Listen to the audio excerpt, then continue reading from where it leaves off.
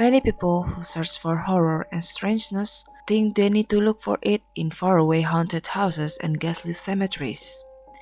They perform absurd rituals and chant silly words thinking that they will summon a sort of specter or demon. Hardly anyone realizes that horror can lurk about at any corner, even in broad daylight and surrounded by your closest friends. My experience with horror is very brief. There were no ghosts or goblins or some sort of psychotic elderly woman who secretly was a sociopath serial killer who kept her victims stored away in her closet. In fact, I was not even searching after any sort of eerie phenomenon at all. Instead, all I was doing was my homework.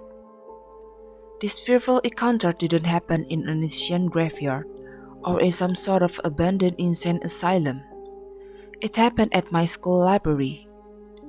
My friend was with me that night. We were both honor students and we were completing a rigorous and extensive project in our history class. We had spent the entire weekend working voraciously, researching various components on the trial and execution of the detestable Gilles de Rais and his heinous crimes against youngsters and rewriting large portions of our essays about it. It was very late. There was no one in the library except for me, my friend, and one another librarian who would be closing down the place in half an hour. We worked best in isolated corners and without the rowdiness of other students who would most likely be dawdling and making an annoying ruckus. We had gone up to the library right after classes to finish up our projects that were due the following morning. It was 3 in the afternoon when we came up here. It was 9 p.m. at the time when the unexplainable thing happened. Before I continue, let me first say that I'm not at all a superstitious person. My love for science and mathematics, I believe, has always made me a person who demands evidence and sound reasoning. I'm not some sort of stickler who will only accept empirical evidence and nothing more. I'm aware that there's many things science cannot explain. But I've always cast doubts on tarot cards, astrology, and ghosts. The most absurd idea I found in all of this was demons and devils. Even as a child, I felt unafraid of such silly nonsense.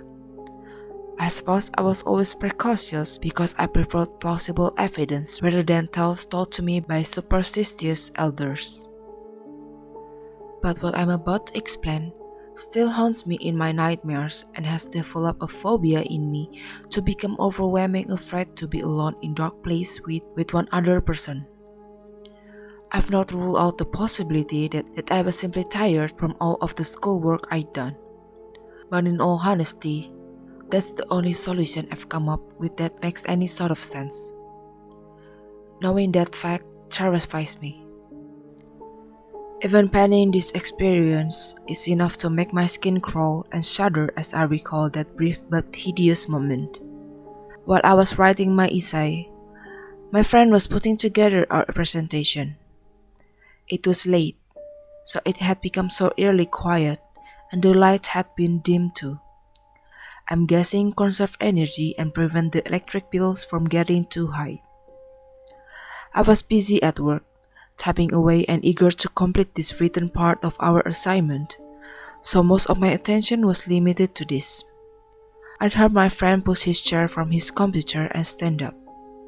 He called out, "I'll be right back, I'm going to the bathroom." I merely nodded my head as a reply, not to focus on anything else but my work. Out of the corner of my eye, I saw his back as he walked away and made a turn behind the bookshelves. And this is where the true horror begins. As soon as I saw my friend leave, I turned to my work again, momentarily forgetting about him. Since I was exhaustively typing away and had all of my attention shifted to this, I didn't begin to notice the subtle change in odor. I hadn't noticed it at the beginning. It just sort of crept up on me. At first it came very vaguely. Changes in odors happen all the time, so it naturally didn't bother me. Although, when I first got, I thought it was a very peculiar scent in the library because it had nauseating element to it. An appropriate way to describe the scene was that of the rotting fish. I can truly say that that is what it was, since I had never truly smelled such a miasmic odor. For a moment, I had thought that a janitor was passing by with several bags full of the day's waste. But no, it smelled far worse than any garbage. As I continued typing, it began to get progressively stronger and more unbearable.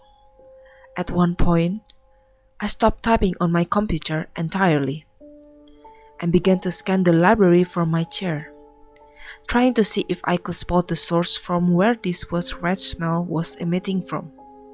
My eyes began to water as the scent became more intense, and I raised the collar of my shirt to my nose and mouth, and I felt vomit beginning to jump around in my stomach and scratch my throat. It became overwhelming, and to this day, I've never got another scent as full as this one. I stood up and prepared myself to go find the sole librarian who was on duty at this hour. I figured that perhaps they knew the source of this odor. Either they themselves were doing something to trigger it, or this is some sort of uncanny smell that occurs due to some custodial business elsewhere.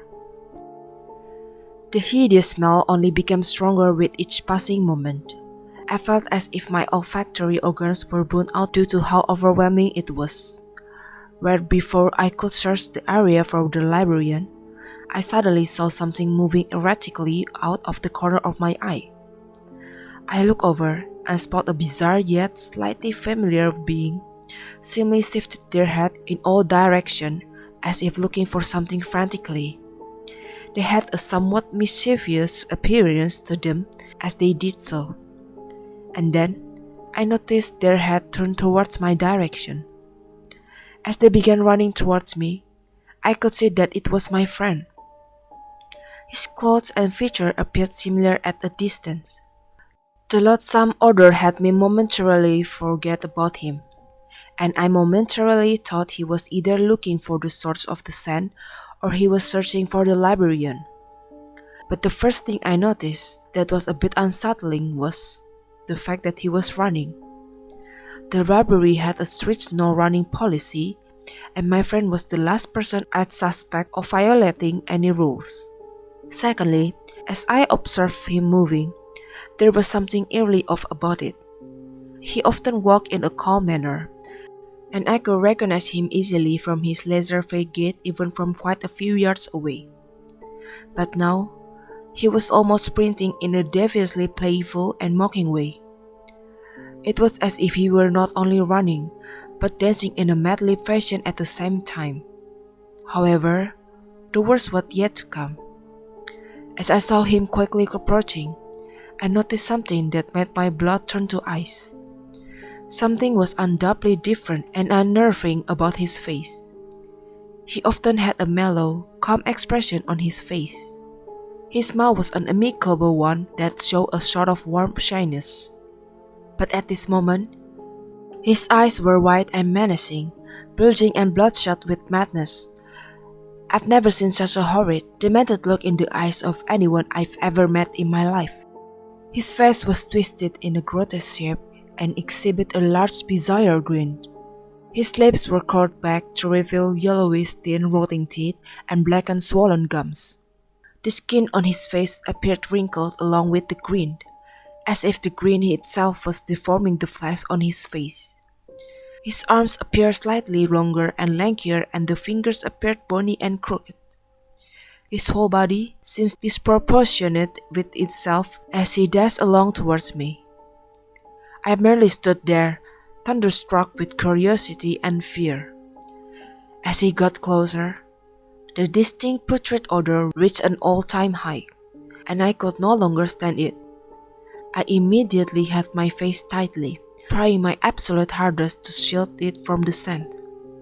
My friend went running right past me, and as he did, I swear I could hear a sort of chilling giggling and an eerie sort of heavy breathing as he sped by. I watched him go running by into the other side of the library and take a sharp turn towards the left and disappeared behind a large bookcase. I quickly made my way towards the direction where he sprinted off to. But immediately when I checked around the corner, he had disappeared completely. This left a sickening feeling of nervousness in me, as there was much open space where he ran off to. He simply disappeared somehow.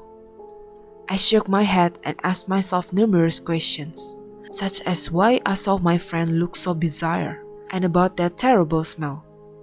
That was when I realized that the rotting odor had vanished as well. And if I remember correctly, he had gone away when my friend did. Just as I was getting back to my computer, unsure of whether or not I want to go back to typing or even staying there another minute, my friend suddenly came back watching in his old familiar ways. Normally, I think this would bring me a bit of relief, but instead, I felt nervous and I was even trembling a bit. When he saw me, his face suddenly became worried and afraid. He approached me and asked me what was wrong. He claimed that I appeared like I had just seen a ghost. My face was colorless, and he said my eyes were wide and I could hardly speak properly, and my voice was shaky. I immediately inquired if he had caught that horrible smell, and to my surprise and horror, he said, "What smell are you talking about?" I wondered endlessly how he couldn't have caught it. It was disgusting and seemed to permeate the entire school. I almost vomited, it was so bad. I found it almost like some sort of sick joke to deny having even smelled a small remnant of it. Although this indeed did frighten me, the worst was yet to come. Nervously, I asked him why he had run past me so quickly, and although I worded politely, I mentioned that the hideous odor seems to be coming from him. Before I go on with my friend's response, let me say that after what had happened that night, I'll never go back into the library. Not at night, and not even in the brightest daylight. I've always considered myself as a rational person who is not willing to credit ghosts and supernatural entities for things that can be explained right away. Just to ensure the weirdness and perplexity of this situation, I had asked the librarian before they closed if they had caught an awful smell or seen my friend running by appearing a bit unusual. And although it terrified me even more, it didn't surprise me when they said they hadn't. My friend's response still resonated with me at late hours of the night as I stared at my ceiling, pondering what in God's name I had seen that night, or whether the whole thing was merely a result of stress and lack of sleep. I won't dare admit that devils and ghosts exist just yet, because there's still a million other responses that would make much more sense before I come to that one. What my friend said when I asked him why he had gone running past me, all he replied was with, "What are you talking about? I was in the bathroom this whole time."